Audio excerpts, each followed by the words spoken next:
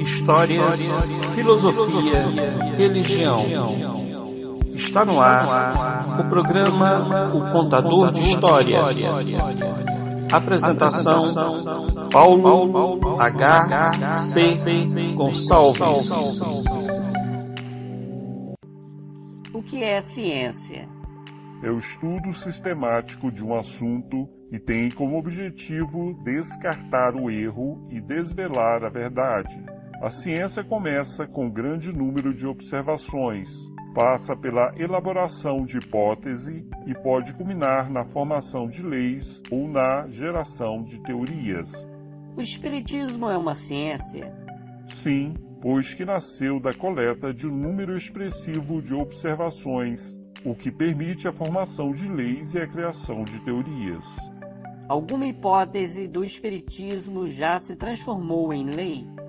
A hipótese da continuidade da vida, extraída das religiões, se transforma em lei mediante o número de provas colhidas pelo Espiritismo. Só para dar um exemplo, podemos citar a pesquisa da Universidade Federal de Juiz de Fora, que busca a autenticidade das correspondências psicografadas por Chico Xavier, segundo o diretor do Núcleo de Pesquisa em Espiritualidade e Saúde, psiquiatra Alexandre Moreira Almeida. Em entrevista no portal UOL, o estudo foi feito em parceria com o Departamento de Psiquiatria da Universidade de São Paulo, a partir do pós-doutorado dos pesquisadores Denise Paraná e Alexandre Rocha. Como vocês sabem, Chico Xavier foi um médium que manteve comunicação com milhares de espíritos do Brasil e do mundo, psicografando mensagens recheadas de informações que ele desconhecia.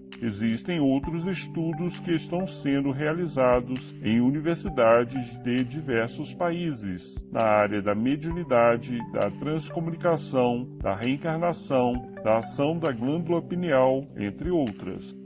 Quais as leis que estuda o espiritismo?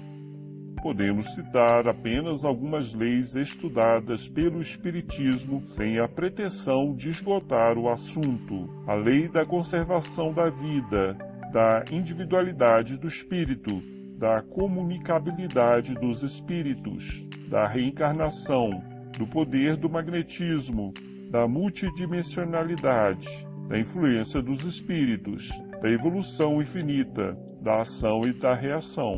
Kardec divide a lei natural em 10 partes, compreendendo as leis sobre a adoração, o trabalho, a reprodução, a conservação, a destruição, a sociedade, o progresso, a igualdade, a liberdade e, por fim, a da justiça, amor e caridade. Estas e outras leis são estudadas pelo Espiritismo. Por que o espiritismo ainda não é considerado como ciência no meio acadêmico?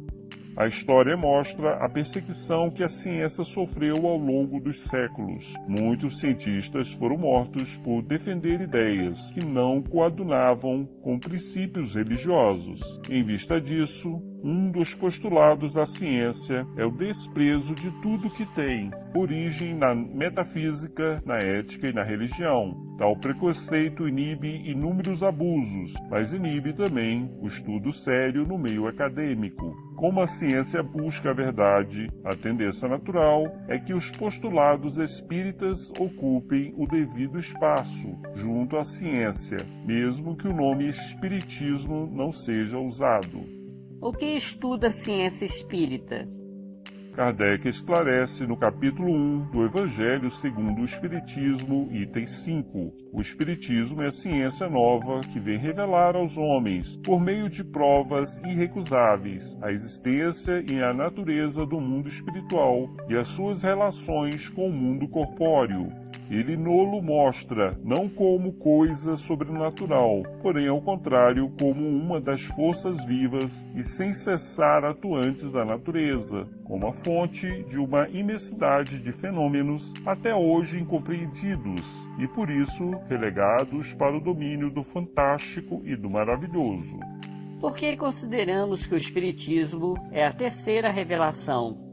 pelo marco histórico que representa. Na verdade, existiram muitas revelações e muitos reveladores espalhados pelo mundo, mas apenas 2, antes do Espiritismo, tiveram repercussão mundial e venceram o tempo e ultrapassaram as distâncias. A primeira revelação pode ser resumida nos 10 mandamentos, trazidos ao mundo por Moisés, em um tempo em que o homem beirava a barbárie. A segunda revelação tem como marco histórico o nascimento do Cristo, que resumiu toda a lei no preceito amar a Deus sobre todas as coisas e ao próximo como a si mesmo. A terceira revelação não possui um marco propriamente dito, pois o próprio Cristo demonstrou a continuidade da vida, aparecendo para os apóstolos inúmeras vezes após a crucificação. Igualmente encontramos momentos especiais, como o do Pentecoste, as aparições de Maria, os milagres de santos como Santo Antônio de Pádua.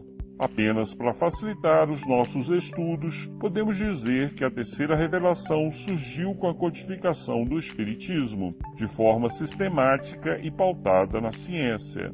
Nessa vertente, podemos dizer que Kardec é o grande revelador, mesmo que ele negue inúmeros escritos, uma vez que foram os próprios espíritos que fizeram essa revelação. Mas se não tivéssemos Kardec para organizar o trabalho, não teríamos o Espiritismo como o conhecemos hoje, mesmo que outros assumissem tal laborioso trabalho. O Espiritismo ensina algo diferente do que ensinou o Cristo? Os conhecimentos transmitidos pelo Cristo de forma alegórica não poderiam ser compreendidos e aprofundados naquela época, pois o homem não estava preparado para tais conhecimentos. Hoje, com a evolução da ciência e com o surgimento do Espiritismo, encontramos a chave para o ensinamento do Cristo. O Espiritismo vem confirmar o que falou Jesus, alargando a compreensão a respeito do mundo espiritual e das consequências de nossas ações. Não seria muita pretensão dos espíritas dizer que o Espiritismo é o Consolador prometido? Podemos dizer que esta é mais uma parábola de Jesus, que ensina aos homens através do raciocínio lógico e da razão, a exemplo do amor ao inimigo, que significa um tratamento para doenças emocionais e um remédio contra a obsessão. Ser o Espiritismo Consolador prometido revela a sabiência divina, que quis demonstrar aos homens que os últimos serão os primeiros. Após a proibição de Moisés de evocar os espíritos, a terceira revelação veio na própria palavra dos espíritos, que se manifestam mesmo sem evocação, para o desagrado dos doutos e dos prudentes, engrandecendo os simples e os humildes. Deus torna sábio a loucura dos homens e purifica o que antes era desprezado. Que Deus possa abençoar a todos nós.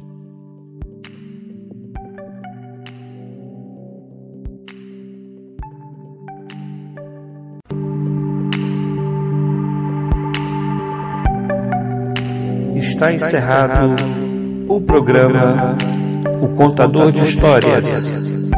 Apresentação: Paulo H.C. Gonçalves.